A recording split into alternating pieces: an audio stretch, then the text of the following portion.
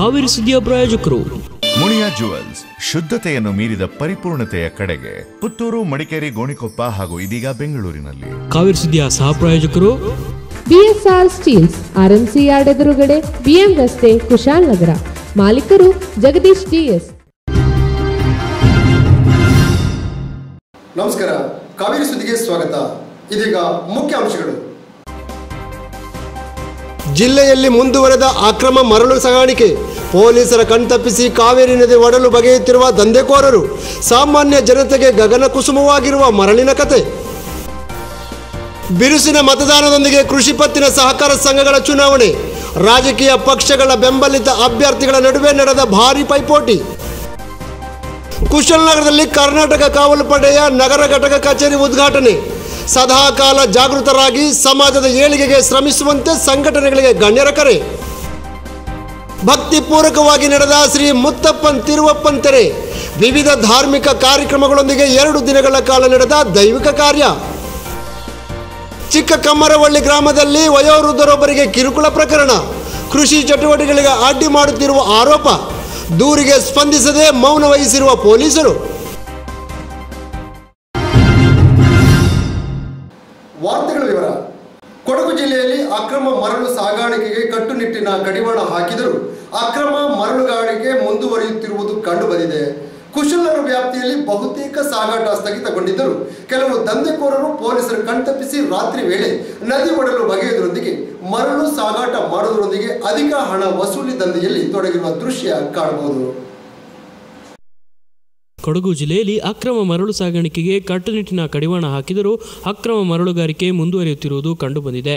ಶಿರಂಗಾಲ ವ್ಯಾಪ್ತಿಯಲ್ಲಿ ಇಂತಹ ಅಕ್ರಮ ಮರಳು ದಂಧೆಕೋರರು ಮರಳನ್ನು ಜಿಲ್ಲೆಯ ಗಡಿಭಾಗ ಮೈಸೂರು ಮಾರ್ಗಗಳ ಮೂಲಕ ಸಾಗಾಟ ಮಾಡುವುದರೊಂದಿಗೆ ದಂಧೆಗೆ ಹೊಸ ದಾರಿ ಕಂಡು ಹಿಡಿಯುವಲ್ಲಿ ಯಶಸ್ವಿಯಾಗಿದ್ದಾರೆ. ಕುಶಾಲನಗರ ವ್ಯಾಪ್ತಿಯಲ್ಲಿ ಎಗ್ಗಿಲ್ಲದೆ ಸಾಗುತ್ತಿದ್ದ ಮರಳು ದಂಧೆಗೆ ಕಡಿವಾಣ ಹಾಕುವಲ್ಲಿ ಕುಶಾಲನಗರ ಪೊಲೀಸ್ ಠಾಣಾಧಿಕಾರಿ ಅನೂಪ್ ಮಾದಪ್ಪ ನೇತೃತ್ವದಲ್ಲಿ ಸಿಬ್ಬಂದಿಗಳ ತಂಡ ಬಹುತೇಕ ಯಶಸ್ಸು ಕಂಡರೂ ಒಂದಲ್ಲ ಒಂದು ರೀತಿಯ ಅಡ್ಡಿ ಆತಂಕಗಳಿಂದ ಈ ಕಾರ್ಯಾಚರಣೆಗೆ ಹಿನ್ನಡೆ ಉಂಟಾಗುತ್ತಿರುವುದು ತಿಳಿಯದ ವಿಷಯ ಎನ್ನಬಹುದು. ಶಿರಂಗಾಲ ವ್ಯಾಪ್ತಿಯ ಕಾವೇರಿ ನದಿಯ ತಟಗಳಲ್ಲಿ ಕಾವೇರಿ ಸುದ್ದಿ ಕಣ್ಣು ಹಾಯಿಸಿದಾಗ ಮರಳು ಸಂಗ್ರಹಿಸುವ ಕೊಪ್ಪರಿಗೆಗಳು ಹಾಗೂ ನದಿ ನಡುವೆ ಅಪಾಯವನ್ನು ಲೆಕ್ಕಿಸದೆ ರಾಜಾರೋಷವಾಗಿ ಜನರು ಮರಳನ್ನೆತ್ತುವ ದೃಶ್ಯ ತಡರಾತ್ರಿ ಕಂಡುಬರುತ್ತಿದೆ.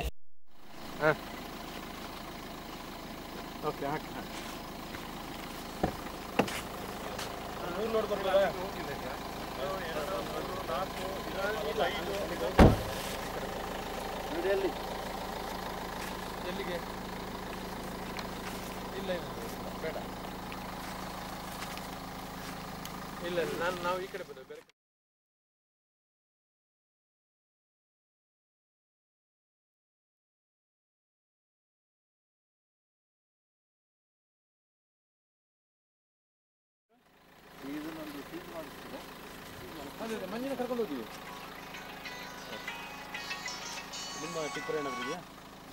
ನಾಳೆ ಬೆಳಿಗ್ಗೆ. ಕಾವೇರಿ ನದಿ ವ್ಯಾಪ್ತಿಯ ಕೆಲವು ಖಾಸಗಿ ಭೂಮಾಲೀಕರು ತಮ್ಮ ಭೂಮಿಯ ಒತ್ತಿಗೆ ಇರುವ ಕಾವೇರಿ ನದಿ ದಡವನ್ನು ಒತ್ತುವರಿ ಮಾಡುವುದರೊಂದಿಗೆ ಅಕ್ರಮವಾಗಿ ಮರಳು ದಂಧೆಯಲ್ಲಿ ತಮ್ಮನ್ನು ತೊಡಗಿಸಿಕೊಂಡಿರುವ ವಿಷಯ ಕುಶಾಲನಗರದಿಂದ ಶಿರಂಗಾಲ ತನಕ ಕಾಣುವ ಸಾಮಾನ್ಯ ದೃಶ್ಯವಾಗಿದೆ. ಇನ್ನೊಂದೆಡೆ ಮಂಗಳೂರು ಭಾಗದಿಂದ ಮರಳು ತುಂಬಿದ ಲಾರಿಗಳು ಕೊಡಗು ಜಿಲ್ಲೆಗೆ ಎಗ್ಗಿಲ್ಲದೆ ಮರಳು ಸಾಗಾಟ ಮಾಡುತ್ತಿದ್ದು ಈ ಮೂಲಕ ಭಾರೀ ದಂಧೆ ಕಾರ್ಯಾಚರಣೆಯಲ್ಲಿ ತೊಡಗಿದೆ.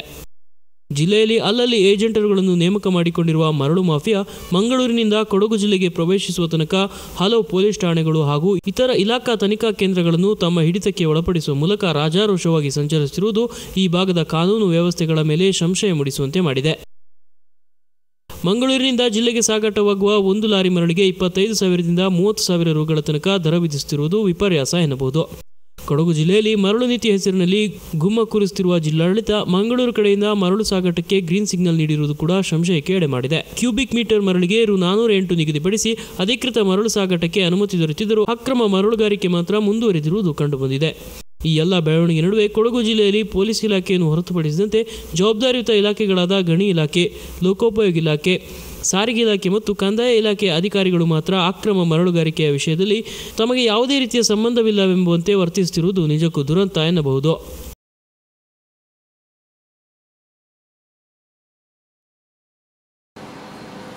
ಕುಶಾಲನಗರ ಮತ್ತು ಕೊಪ್ಪ ಕೃಷಿ ಪತ್ತಿನ ಸಹಕಾರ ಸಂಘಗಳ ಆಡಳಿತ ಮಂಡಳಿ ಚುನಾವಣೆ ಬಿರುಸಿನಿಂದ ನಡೆಯಿತು. ಮತದಾರರು ಸರತಿ ಸಾಲಿನಲ್ಲಿ ನಿಂತು ಮತ ಚಲಾಯಿಸಿದ ದೃಶ್ಯ ಗೋಚರಿಸಿತು. ಮುಂಬರುವ ಗ್ರಾಮ ಪಂಚಾಯತಿ ಚುನಾವಣೆಗೆ ಪೂರ್ವ ತಯಾರಿ ಎಂಬಂತೆ ವಿವಿಧ ಪಕ್ಷಗಳ ಬೆಂಬಲಿತ ಸದಸ್ಯರು ಅಭ್ಯರ್ಥಿಗಳಾಗಿ ಪೈಪೋಟಿ ನಡೆಸಿದ ಪ್ರಸಂಗಗಳು ಎದುರಾಗಿದ್ದು ವಿಶೇಷವಾಗಿತ್ತು. ಕುಶಾಲನಗರ ಮತ್ತು ಕೊಪ್ಪ ಕೃಷಿ ಪತ್ತಿನ ಸಹಕಾರ ಸಂಘಗಳ ಆಡಳಿತ ಮಂಡಳಿ ಚುನಾವಣೆ ಬಿರುಸಿನಿಂದ ನಡೆಯಿತು.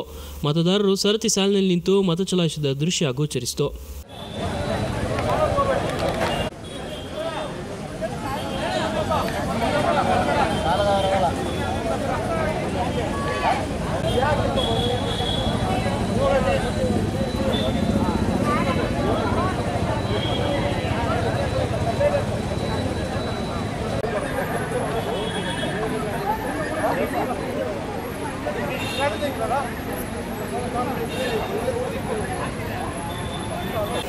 ಕುಶಾಲನಗರ 122ನೇ ಪ್ರಾಥಮಿಕ ಕೃಷಿ ಪತ್ತಿನ ಸಹಕಾರ ಸಂಘದ 2015-20ನೇ ಸಾಲಿನ ಆಡಳಿತ ಮಂಡಳಿ ಚುನಾವಣೆಯಲ್ಲಿ 11 ಮಂದಿ ಅಭ್ಯರ್ಥಿಗಳು ವಿಜೇತರಾಗಿದ್ದಾರೆ. ಸಾಲಗಾರರ ಕ್ಷೇತ್ರದಿಂದ TR Saravanakumar, P Karthishan, BA Abdul Khader, PV Yathish, PM Kavitha, VN Mahesh, KN Ashok, HN Ramachandra, MK Ganesh, KV Netravathi ಹಾಗೂ ಸಾಲಗಾರರಲ್ಲದ ಕ್ಷೇತ್ರದಿಂದ ವಿಎಸ್ ಆನಂದ್ ಕುಮಾರ್ ಆಯ್ಕೆಯಾಗಿದ್ದಾರೆ.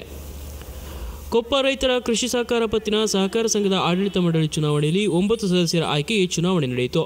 ಹೆಚ್ಚಿನ ಸಂಖ್ಯೆಯಲ್ಲಿ ಮತದಾರರು ಮತ ಚಲಾಯಿಸಿದ ದೃಶ್ಯ ಗೋಚರಿಸಿತು.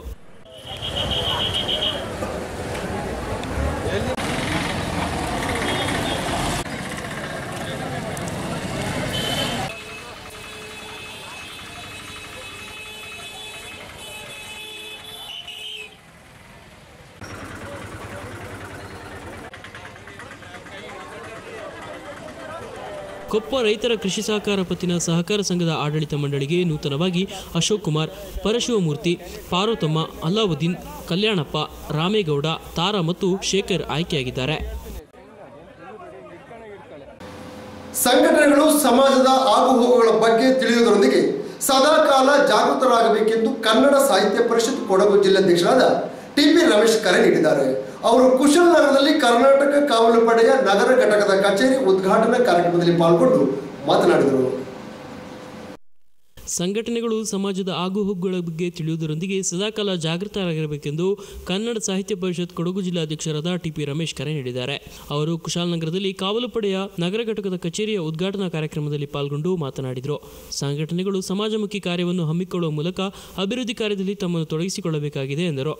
ಸದಾಕಾಲ ನಾವು ಜಾಗೃತರಾಗಿಟ್ಕೊಳ್ಬೇಕು. ಸಮಾಜದ ಆಗುಹೋಗುಗಳ ಬಗ್ಗೆ ಹೆಚ್ಚು ಕಲ್ಪನೆಗಳು ನಮ್ಮಲ್ಲಿ ಇರಬೇಕು. ಮತ್ತು ನಾವು ಸಂಘಟನೆಗಳಿದ ಮೇಲೆ ಹೆಚ್ಚು ವಿಚಾರವಂತರಾಗಿರಬೇಕು. ಅದು ಭಾಳ ಮುಖ್ಯ. ಕರ್ನಾಟಕ ಕಾವಲು ಪಡೆಯ ಕಾರ್ಯಕರ್ತರಿಗೆ ಕನ್ನಡ ನಾಡಿನ ಬಗ್ಗೆ ಒಂದು ನಾಲ್ಕು ಹೇಳಪ್ಪ ಅಂದರೆ ಅವನಿಗೆ ಸಾಹಿತಿಗಳ ಹೆಸರು ಗೊತ್ತಿರಬೇಕು, ಕವಿಗಳ ಹೆಸರು ಗೊತ್ತಿರಬೇಕು, ಕರ್ನಾಟಕದ ಉತ್ತರವಾದ ವಿಚಾರ ಗೊತ್ತಿರಬೇಕು. ಬೇರೆ ಬೇರೆ ಕಡೆಗಳೆಲ್ಲ ಜನರಿಗೆ ಎದುರಿಸೋದು ಆಮೇಲೆ ಏನೋ ಒಂದು ಮಾಡಿ ಏನೋ ಮಾಡ್ಕೊಳ್ತಿದ್ದ ಅದು ಸ್ವಲ್ಪ ಕಾರಣಕ್ಕೆ. ಯಾಕಂದ್ರೆ ನಾವು ಹುಟ್ಟಿದ ಈ ನೆಲದಲ್ಲಿ ದೀರ್ಘಕಾಲ ನಾವು ಬದುಕಬೇಕು. ನಮ್ಮ ಅಣ್ಣ ತಮ್ಮಂದಿರು, ನಮ್ಮ ಕುಟುಂಬ ಇಲ್ಲಿ ಇರಬೇಕು. ಸಮಾಜದೊಟ್ಟಿಗೆ ನಾವು ಸೇರ್ಕೊಂಡು ಬಾಳಬೇಕು. ಹಾಗೆ ಬಾಳಿದಾಗ ಮಾತ್ರ ನಮ್ಮ ಸಂಘಟನೆ ಕೂಡ ಗಟ್ಟಿಯಾಗಿ ಇರ್ತದೆ. ಅಂಥ ರೀತಿಯ ಸಂಘಟನೆ ನಿಮ್ಗೆ ಆಗಬೇಕು. ಉದ್ಯಮಿ ಎಂಕೆ ದಿನೇಶ್ ಕಚೇರಿ ಉದ್ಘಾಟನೆ ನೆರವೇರಿಸಿ ಶುಭಾಶಯ ಕೋರಿದರು. ಯಾರಿಂದ ಏನಾಗ್ತಾ ಇದೆ ನೋಡ್ತಾ ಇಲ್ಲ. ಎಲ್ರಿಗೂ ಒಂದು ರಕ್ಷಣೆ ಬಹಳ ಮುಖ್ಯ ಆಗಿದೆ. ಭಯೋತ್ಪಾದನೆ, ಬೇರೆ ಅನ್ಯಾಯಗಳು, ಹೆಣ್ಮಕ್ಳುಗಳ ದೌರ್ಜನ್ಯಗಳು ಇವೆಲ್ಲವನ್ನು ನೋಡುವಾಗ ಈ ಎಲ್ಲವನ್ನು ತಡೆಗಟ್ಟಿನಲ್ಲಿ ಪ್ರತಿ ದಿವಸ ಪ್ರತಿ ಜಾಗದಲ್ಲಿ ಓಡಾಡುವಂತಹ ಆಟೋ ಚಾಲಕರುಗಳು ನಿಜವಾಗಿ ಬಹಳ ಒಂದು ಸ್ಥಾನವನ್ನು ಗಳಿಸಬಹುದು. ಕಾವಲ್ಪಡೆಯ ಜಿಲ್ಲಾಧ್ಯಕ್ಷ ಎಂ ಕೃಷ್ಣಪ್ಪ ಅಧ್ಯಕ್ಷತೆಯಲ್ಲಿ ನಡೆದ ಕಾರ್ಯಕ್ರಮದಲ್ಲಿ ನಿವೃತ್ತ ಕ್ಯಾಪ್ಟನ್ ಎಂವಿ ಭಾಸ್ಕರ್ ಹಾಗೂ ಟಿಪಿ ರಮೇಶ್ ಅವರನ್ನು ಸನ್ಮಾನಿಸಿ ಗೌರವಿಸಲಾಯಿತು. ಈ ಸಂದರ್ಭ ನಗರ ಘಟಕದ ಅಧ್ಯಕ್ಷರಾದ ಸಹದೇವ್, ಶಿಕ್ಷಕರಾದ ಟಿಜಿ ಪ್ರೇಮ್ಕುಮಾರ್, ಕೆಕೆ ಮಂಜುನಾಥ್ ಕುಮಾರ್ ಮತ್ತಿತರರು ಉಪಸ್ಥಿತರಿದ್ದರು.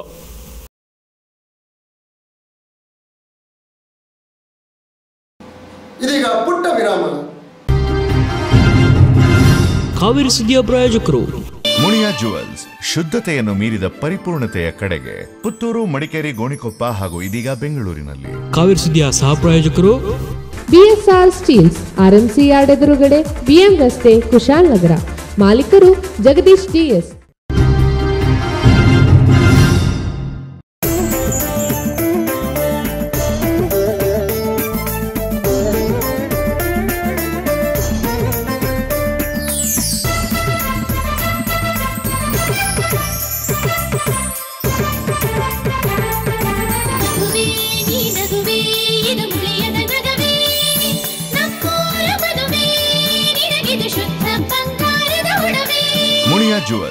ಶುದ್ಧತೆಯನ್ನು ಮೀರಿದ ಪರಿಪೂರ್ಣತೆಯ ಕಡೆಗೆ ಪುತ್ತೂರು, ಮಡಿಕೇರಿ, ಗೋಣಿಕೊಪ್ಪ ಹಾಗೂ ಇದೀಗ ಬೆಂಗಳೂರಿನಲ್ಲಿ.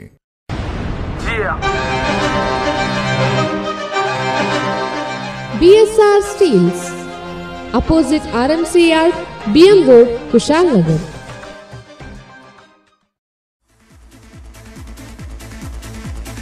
TMT Steel, BMM brand 6mm to 25mm, section bar, anglers available.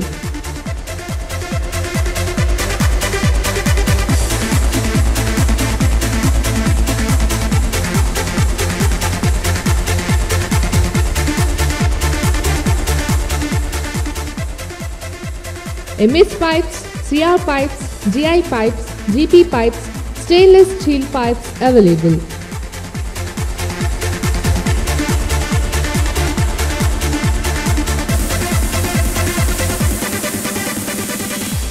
Rolling shutters, cast iron designs, pin inches, binding wires, nails, cutting, grinding wheels in branded company available. ಮತ್ತಿತರ ವಸ್ತುಗಳು ನಮ್ಮಲ್ಲಿ ದೊರೆಯುತ್ತದೆ. ಸಂಪರ್ಕಿಸಿ BSR ಸ್ಟೀಲ್ಸ್, ಕುಶಾಲನಗರ್.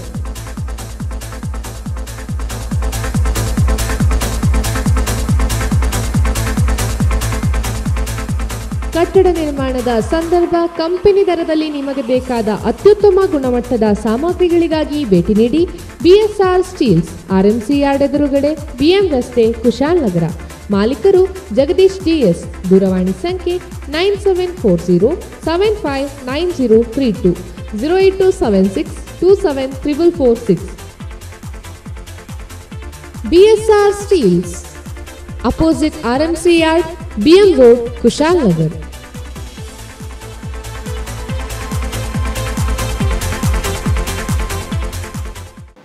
ವಿರಾಮ ನಂತರ ಕಾವೇರಿ ಸುದ್ದಿಗೆ ಮತ್ತೆ ಸ್ವಾಗತ. ಬೈಜಿನಲ್ಲಿ ಯೋಗಾನಂದ ಬಡಾವಣೆಯಲ್ಲಿ 2 ದಿನಗಳ ಕಾಲ ನಡೆದ ತೆರೆ ಮಹೋತ್ಸವದಲ್ಲಿ ಮುತ್ತಪ್ಪ ವೆಳ್ಳಾಟಂ, ತಾಲಿಪೋಲಿ, ಕಳಿಕಾಪಾಟ್, ತಿರುವಪ್ಪ ತೆರೆ ಸೇರಿದಂತೆ ವಿವಿಧ ಧಾರ್ಮಿಕ ಕಾರ್ಯಕ್ರಮಗಳು ಜರುಗಿದವು. ಕುಶಾಲನಗರ ಶ್ರೀ ಮುತ್ತಪ್ಪ ಸೇವಾ ಟ್ರಸ್ಟ್ ಆಶ್ರಯದಲ್ಲಿ ನಡೆದ ಶ್ರೀ ಮುತ್ತಪ್ಪನ್ ತಿರುವಪ್ಪನ್ ತೆರೆ ಮಹೋತ್ಸವ ಭಕ್ತಿಪೂರ್ವಕವಾಗಿ ಜರುಗಿತು. ಬೈಚನಹಳ್ಳಿಯ ಯೋಗಾನಂದ ಬಡಾವಣೆಯಲ್ಲಿ 2 ದಿನಗಳ ಕಾಲ ನಡೆದ ತೆರೆ ಮಹೋತ್ಸವದಲ್ಲಿ ಮುತ್ತಪ್ಪ ವೆಳ್ಳಾಟಂ, ತಾಲಪೋಲಿ, ಕಳಿಗಪಾಟ್, ತಿರುವಪ್ಪ ಸೇರಿದಂತೆ ವಿವಿಧ ಧಾರ್ಮಿಕ ಕಾರ್ಯಕ್ರಮಗಳು ಜರುಗಿದ್ವು. ಆಕರ್ಷಕ ಸಿಡಿಮದ್ದು ಪ್ರದರ್ಶನ ನಡೆಯಿತು. ಭಕ್ತಾದಿಗಳಿಗೆ ಅನ್ನ ಸಂತರ್ಪಣೆ ಕಾರ್ಯಕ್ರಮ ಏರ್ಪಡಿಸಲಾಗಿತ್ತು. 2 ದಿನಗಳ ದೈವಿ ಕಾರ್ಯಕ್ರಮದಲ್ಲಿ ಸುತ್ತಮುತ್ತಲಿನ ಭಕ್ತಾದಿಗಳು ಹೆಚ್ಚಿನ ಸಂಖ್ಯೆಯಲ್ಲಿ ಪಾಲ್ಗೊಂಡಿದ್ದರು. ಮುತ್ತಪ್ಪ ಸೇವಾ ಟ್ರಸ್ಟ್ನ ಅಧ್ಯಕ್ಷರಾದ ಕೆ ವರದಾ, ಕಾರ್ಯದರ್ಶಿ ಕೆ ದಿನೇಶ್, ಖಜಾಂಜಿ AK ಶೇಖರನ್ ಹಾಗೂ ತೆರೆ ಮಹೋತ್ಸವ ಉತ್ಸವ ಸಮಿತಿಯ ಪದಾಧಿಕಾರಿಗಳು ಉಪಸ್ಥಿತರಿದ್ದರು.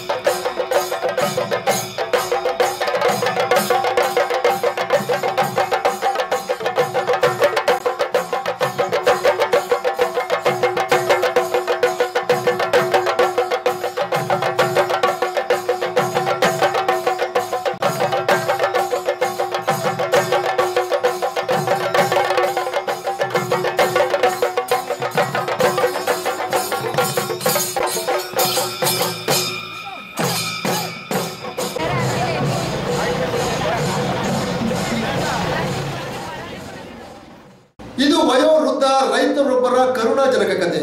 ಪಿರಿಯಪಟ್ಟಣ ತಾಲೂಕು ಚಿಕ್ಕಕಮರಳ್ಳಿ ಗ್ರಾಮದ ಕೃಷ್ಣೇಗೌಡ ಎಂಬುವರು ಕಳೆದ ಹಲವಾರು ವರ್ಷಗಳಿಂದ ಅನುಭವಿಸುತ್ತಿರುವ ವೇದನೆ.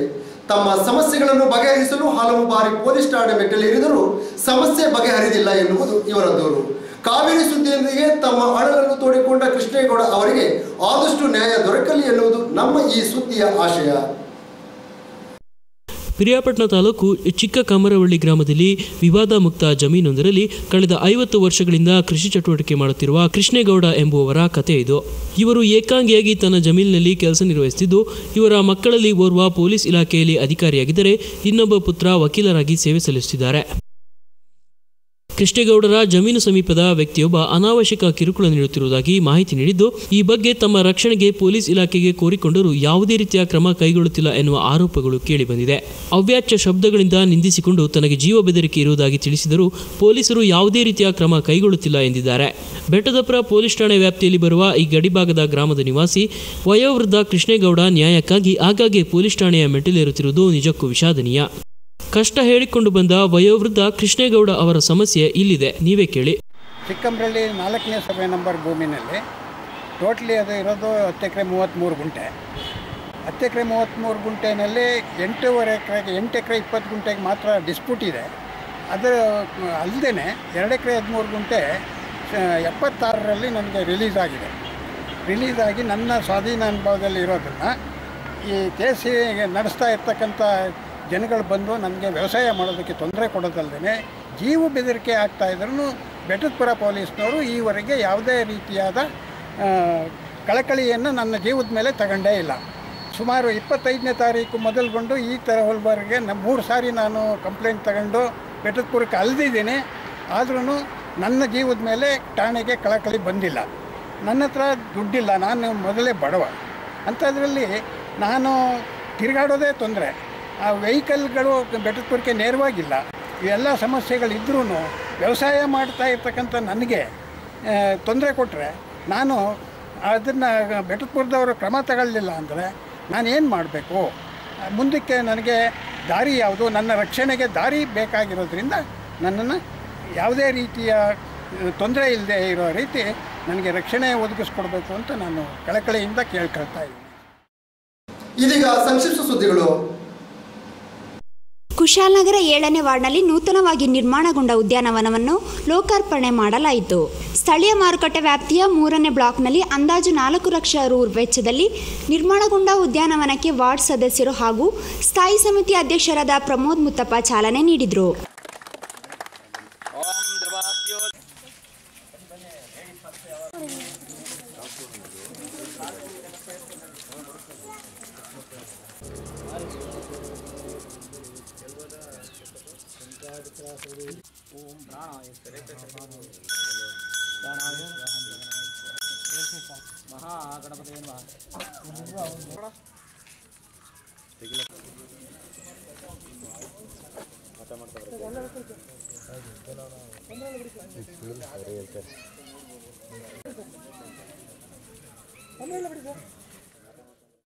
ಪಾರ್ಕ್ನ ಉತ್ತಮ ನಿರ್ವಹಣೆಯೊಂದಿಗೆ ವಾರ್ಡ್ ನಿವಾಸಿಗಳು ಸದುಪಯೋಗ ಪಡೆಯುವಂತೆ ಪ್ರಮೋದ್ ಮುತ್ತಪ್ಪ ಈ ಸಂದರ್ಭ ಕೋರಿದ್ರು. ಸ್ಥಳೀಯ ನಿವಾಸಿಗಳು ಈ ಸಂದರ್ಭ ಕಾರ್ಯಕ್ರಮದಲ್ಲಿ ಪಾಲ್ಗೊಂಡಿದ್ರು.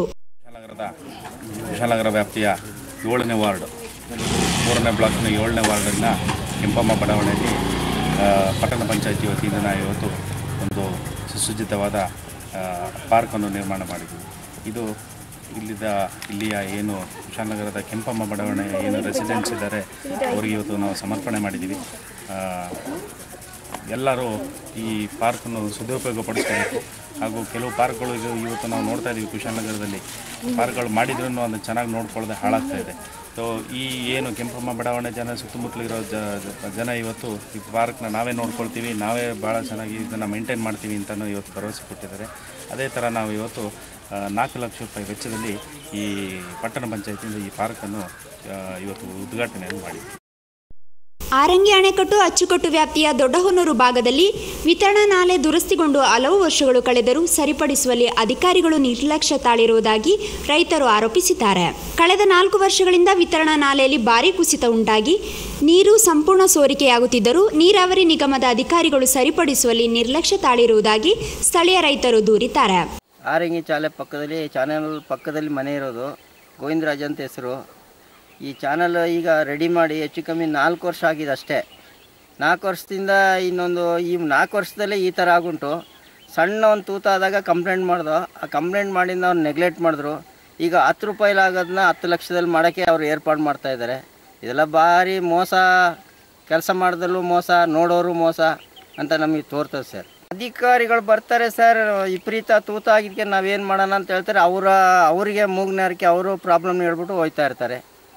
ಈಗ ರೈತರು ಒಳ್ಳೆ ಬೆಳೆ ಟೈಮ್ಲಿ ಹಿಂಗಾಯ್ತು ಸರ್, ನೀರಿಲ್ಲ, ಏನು ಮಾಡೋಕ್ಕಾಯ್ತು. ನಾವು ರೈತರೆಲ್ಲ ಸೇರಿ ಅಡ್ಡ ಚೀಲ ಮಡಗಿ ನೋಡಿ, ಅಲ್ಲಿ ಚೀಲ ಮಡಗಿ ಕಟ್ಟೆ ಹಾಕೊಂಡು ನೀರು ತೊಗೊಂಡೋದ್ರು.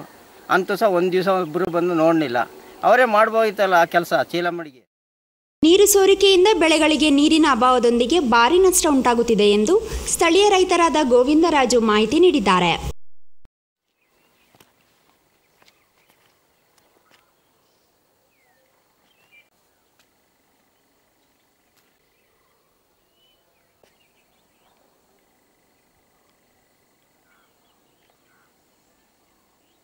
ಇದೀಗ ರಾಜ್ಯದ ವಿಶೇಷ ಸಂಕ್ಷಿಪ್ತ ಸುದ್ದಿಗಳು.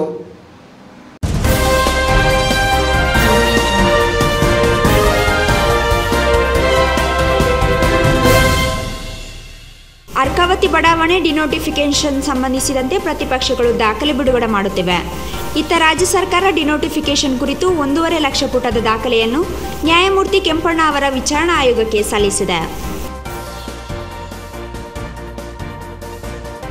ದೇಶದ 9 ರಾಷ್ಟ್ರೀಕೃತ ಬ್ಯಾಂಕ್ಗಳಿಗೆ ಕೇಂದ್ರ ಸರ್ಕಾರ 6,990 ಕೋಟಿ ರು ಹೆಚ್ಚುವರಿ ಬಂಡವಾಳ ನೀಡಲು ನಿರ್ಧರಿಸಿದೆ. ವಿವಿಧ ಬ್ಯಾಂಕ್ಗಳ ಸಾಧನೆ ಆಧರಿಸಿ ಕೇಂದ್ರ ಸರ್ಕಾರ ಕೊಡುಗೆ ನೀಡಿದ್ದು, ಬಜೆಟ್ನಲ್ಲಿ ಬ್ಯಾಂಕಿಂಗ್ ಕ್ಷೇತ್ರಕ್ಕೆ ಮೀಸಲಿಟ್ಟಿದ್ದ 6,990 ಕೋಟಿ ರು ನೀಡಲಿದೆ. SBI, bank of Baroda, Punjab national bank ಸೇರಿದಂತೆ 9 ಬ್ಯಾಂಕ್ಗಳಿಗೆ ಈ ಕೊಡುಗೆ ದೊರೆಯಲಿದೆ. ದೆಹಲಿಯಲ್ಲಿ ಪ್ರಧಾನಿ ನರೇಂದ್ರ ಮೋದಿ ಅವರ ಅಧ್ಯಕ್ಷತೆಯಲ್ಲಿ ನೀತಿ ಆಯೋಗದ ಮೊದಲ ಸಭೆ ನಡೆಯಿತು. ಈ ಸಭೆಯಲ್ಲಿ ಪಾಲ್ಗೊಂಡಿದ್ದ ಮುಖ್ಯಮಂತ್ರಿ ಸಿದ್ದರಾಮಯ್ಯ, ರಾಜ್ಯದಲ್ಲಿ ಇನ್ನು ಮುಂದೆ ಜಾರಿಯಾಗುವ ಹೊಸ ರೈಲ್ವೆ ಯೋಜನೆಗಳ ವೆಚ್ಚವನ್ನು ಕೇಂದ್ರ ಸರ್ಕಾರವೇ ಭರಿಸಬೇಕು. ರಾಜ್ಯ ಸರ್ಕಾರ ವೆಚ್ಚ ಭರಿಸಿದರೆ ಹೊರೆಯಾಗಲಿದೆ ಎಂದು ಕೇಂದ್ರ ಸರ್ಕಾರಕ್ಕೆ ತಿಳಿಸಿದ್ದಾರೆ. ಹಿಂದೂ ಸಮಾಜೋತ್ಸವ ಸಮಾರಂಭಕ್ಕೆ ವಿಶ್ವ ಹಿಂದೂ ಪರಿಷತ್ನ ಅಂತಾರಾಷ್ಟ್ರೀಯ ಕಾರ್ಯಾಧ್ಯಕ್ಷ ಪ್ರವೀಣ್ ಭಾಯ್ ತೊಗಾಡಿಯಾ ಅವರ ನಗರ ಪ್ರವೇಶ ನಿರ್ಬಂಧ ಹಾಗೂ ವಿಡಿಯೋ ಕಾನ್ಫರೆನ್ಸ್ ಭಾಷಣಕ್ಕೆ ನಿಷೇಧ ಹೇರಿದ್ದರೂ ಆಯೋಜಕರು ಮುದ್ರಿತ ಭಾಷಣವನ್ನು ಪ್ರಸಾರ ಮಾಡಿದ್ದಾರೆ. ಬೆಂಗಳೂರು ಪೊಲೀಸ್ ಆಯುಕ್ತ ಅಲೋಕ್ ಕುಮಾರ್ ಆಯೋಜಕರ ಮೇಲೆ ಕಾನೂನು ಕ್ರಮ ಜರುಗಿಸಲಾಗುವುದು ಎಂದು ತಿಳಿಸಿದ್ದಾರೆ. ಮಹಾಮಾರಿ H1N1ಗೆ ಮಂಗಳೂರಿನಲ್ಲಿ 4 ಜನ ಬಲಿಯಾಗಿದ್ದಾರೆ. ಈ ಸೋಂಕಿನಿಂದ 2 ಪುರುಷ ಮತ್ತು 2 ಮಹಿಳೆಯರು ಮೃತಪಟ್ಟಿದ್ದಾರೆ. ರಾಜ್ಯದಲ್ಲಿ ಒಟ್ಟು 9 ಜನ ಸಾವಿಗೀಡಾಗಿದ್ದಾರೆ ಎಂದು ಆರೋಗ್ಯ ಇಲಾಖೆ ಹಿರಿಯ ಅಧಿಕಾರಿ HC ರಮೇಶ್ ತಿಳಿಸಿದ್ದಾರೆ.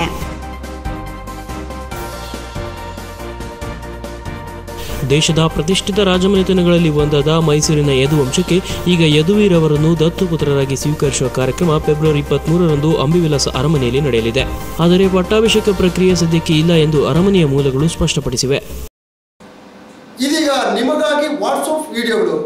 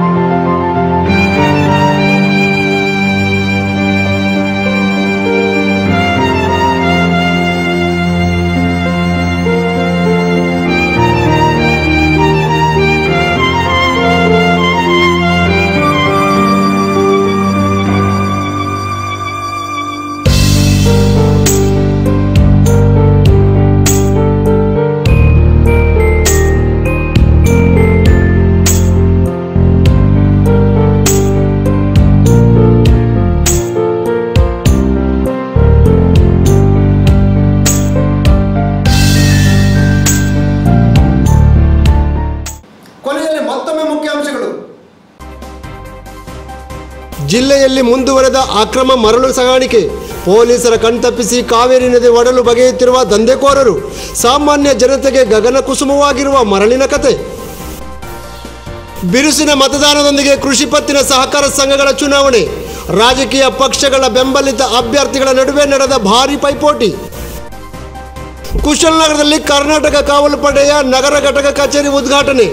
ಸದಾಕಾಲ ಜಾಗೃತರಾಗಿ ಸಮಾಜದ ಏಳಿಗೆಗೆ ಶ್ರಮಿಸುವಂತೆ ಸಂಘಟನೆಗಳಿಗೆ ಗಣ್ಯರ ಕರೆ. ಭಕ್ತಿಪೂರ್ವಕವಾಗಿ ನಡೆದ ಶ್ರೀ ಮುತ್ತಪ್ಪನ್ ತಿರುವಪ್ಪನ್ ತೆರೆ, ವಿವಿಧ ಧಾರ್ಮಿಕ ಕಾರ್ಯಕ್ರಮಗಳೊಂದಿಗೆ 2 ದಿನಗಳ ಕಾಲ ನಡೆದ ದೈವಿಕ ಕಾರ್ಯ. ಚಿಕ್ಕ ಕಮ್ಮರವಳ್ಳಿ ಗ್ರಾಮದಲ್ಲಿ ವಯೋವೃದ್ಧರೊಬ್ಬರಿಗೆ ಕಿರುಕುಳ ಪ್ರಕರಣ, ಕೃಷಿ ಚಟುವಟಿಕೆಗಳಿಗೆ ಅಡ್ಡಿ ಮಾಡುತ್ತಿರುವ ಆರೋಪ, ದೂರಿಗೆ ಸ್ಪಂದಿಸದೆ ಮೌನ ವಹಿಸಿರುವ ಪೊಲೀಸರು. ಇಲ್ಲಿಗೆ ಕಾವೇರಿ ಸುದ್ದಿ ಮುಕ್ತವಾಯಿತು. ಸುದ್ದಿ ಹಾಗೂ ಮನರಂಜನೆಗಾಗಿ ವೀಕ್ಷಿಸಿ ಕಾವೇರಿ ಚಾನಲ್ 1 ತಬಲಾ ವಿಜಯ್ ಕುಮಾರ್ ಹೆಬ್ಬಾಲೆ. ಕಾವೇರಿ ಸುದ್ದಿಯ ಪ್ರಾಯೋಜಕರು ಮುನಿಯಾ ಜುವೆಲ್ಸ್, ಶುದ್ಧತೆಯನ್ನು ಮೀರಿದ ಪರಿಪೂರ್ಣತೆಯ ಕಡೆಗೆ. ಪುತ್ತೂರು, ಮಡಿಕೇರಿ, ಗೋಣಿಕೊಪ್ಪ ಹಾಗೂ ಇದೀಗ ಬೆಂಗಳೂರಿನಲ್ಲಿ. ಕಾವೇರಿ ಸುದ್ದಿಯ ಸಹ ಪ್ರಾಯೋಜಕರು BSR ಸ್ಟೀಲ್ಸ್, RMC ಯಾರ್ಡ್ ಎದುರುಗಡೆ, BM ರಸ್ತೆ, ಕುಶಾಲನಗರ. ಮಾಲೀಕರು ಜಗದೀಶ್ DS.